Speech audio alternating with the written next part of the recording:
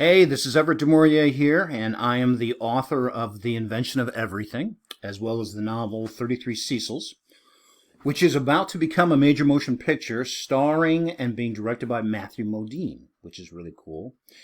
And this month, I'll be hosting the Blydyn Square Books newsletter and giving you my take on some recent negative trends in publishing and why we need to stop them. So, back in the ancient days of the 1990s, my first two books were published. The first was a nonfiction, and it was called Crib Notes for the First Year of Marriage. And that came out in 1997, and then I followed up with Crib Notes for the First Year of Fatherhood the very next year.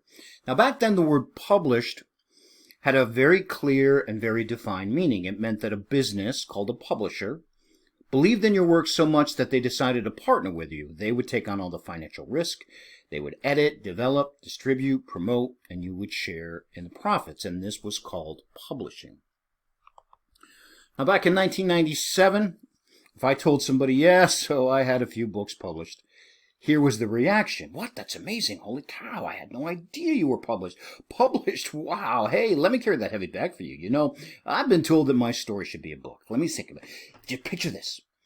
Because being published back then meant traditional publishing. Even though we didn't even call it traditional publishing, it was just called publishing. Why? Because self-publishing didn't really exist back then. It did, but it was completely different from what it is today. Back then, self-publishing was expensive, very complicated, and very few people did it. I mean, in the 1990s, there's no such thing as ebooks. Amazon was in its infancy. And if you wanted to self-publish, you had to write your book, pay thousands of dollars to get it bound, and then figure out what to do with the 20 boxes of your book that's filling up your garage so you can squeeze your Miata back in there.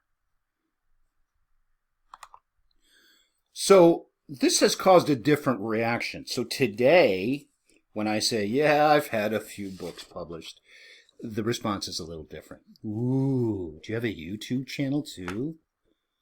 These days, if I'm in a social situation, let's say the lady who cuts my hair, a neighbor, a friend from church, it doesn't matter. And if they ask one specific phrase, so what's new with you? I was certain times over the years I've been able to respond, well, I have a new book coming out. Now here's the question, what's the most common response I receive when I say that? Are these people excited, curious, angry, disbelieving, bored, proud, skeptical? The answer is no. They're none of these things. In fact, they're absolutely nothing. I don't mean they're uninterested or aloof or cruel. I mean they are nothing. They have no response either way. When I make the statement that I have a book being published that will be released next month, the response doesn't exist. It is 100% neutral. A pH of 7. Zip. Oh, book, nice. Say, did you know that Marty moved? I saw him about a month ago. They have no response because the term publishing has no meaning for them. And what's interesting is that I cannot think of anything, and I don't mean a single thing, that would not generate a completely neutral response in a conversation. Don't believe me? Try it. I mean, the next time somebody says, what's new with you, answer with, I bought a new gas grill, I broke my finger, I just got over a cold, I forgot my lunch today, I cleaned my garage, I made a cashier laugh. Every single one of those statements will get a something. There's none that will generate a response that is completely neutral. But you say you have a book being published, and it's all crickets and white noise. So what causes these responses from people? Well, I have a few theories. My first theory is that possibly people don't care about books. Yeah, maybe. But we don't care about a lot of things. Especially that we forgot our lunch, or that we painted the garage, or that there's new league rules on teeter-totters. But still, all those topics will initiate a polite sentence or two as part of the conversation. We can easily not care about something and not be neutral. We do it all the time. All right, theory 2. People don't know what it means to have a book being published, and they don't want to be rude. It's possible, but we'll need to dig a little deeper here. See, each year 60,000 new books are traditionally published. On top of that, 500,000, yeah, that's 500,000, additional books are self-published.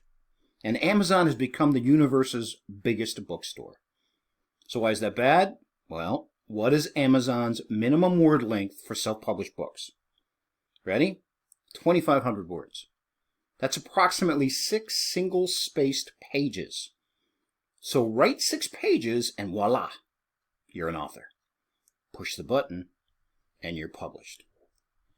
See, if you ask someone what's new, and they respond with they just ran a marathon, that's very clear. It's whether they came in first place or last, you know what they did.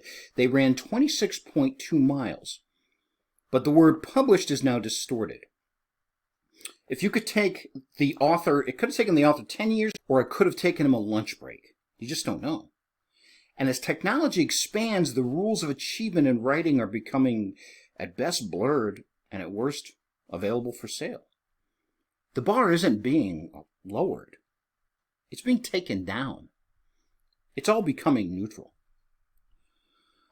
So what's the point of all this? Well, here it is. True publishing is, and always will be, something that requires hard work, determination, patience, getting rejected, learning, and writing a little better today than you did yesterday. They're basic paths of a real writer that they have to go through. If you try to cheat, if you try to press print and bypass these steps, then you'll never experience what your writing could have been. So that's my spiel. And here's the rest of the newsletter. All right, so this month in the Blydyn Square Books Club, we read The Age of Innocence by Edith Wharton. And in case you missed it, you can check on the video on the meeting on the YouTube channel. And next time we'll be reading The Reader by, I'm going to mess his name up, Bernhard Schlink. That's a great writer name. And our meeting will be on June 10th, so we hope to see you there. There's also a Blydyn Square happy hour on Thursday, May 20th for our monthly Blydyn Square happy hour folks. Anyone can join. Join us and we chat about current, future titles, whatever comes to mind, as long as it has something to do with books, and get the inside scoop on what we're looking for and what's going on. You bring the drinks and we bring the book talk. So, there's the happy hour that I forgot to talk about. Okay, here we go. So, Joyce Carol Oates has the sole means by which we slip involuntarily, often helplessly, into another's skin, another's voice, and another's soul. Thought that's pretty cool. And here's the brain teaser. Who will be directing the film version of the novel 33 Cecils? You can email it right to info@blydynsquarebooks.com, and if you were paying attention, then you can win something. So that's it. Congratulations to the last month's winner, Paul Russo, who won an Amazon gift card.